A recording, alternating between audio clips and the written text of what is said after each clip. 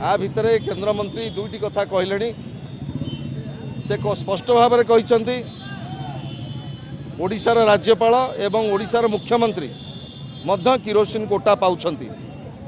आपण निजे समीक्षा करंतु जड़े केंद्र मंत्री किभली भाव में दायित्वहीन मंतव्य दौरान एवं जो सबल कथा गला काली कहते ये अत्यंत दुर्भाग्यजनक।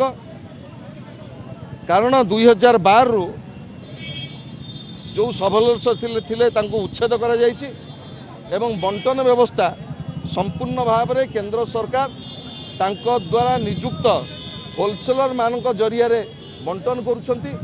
तेणु एकथा केंद्र मंत्री ओडिशार गरीब जनसाधारण को ओडिशार बुद्धिजीवी मेहनती मनीष को ओडिशार युवक मानक स्पष्ट करंतु केते कोटा काटिछंती काहेकि काटिछंती एवं ए कोटा केबे रेस्टोर हबो।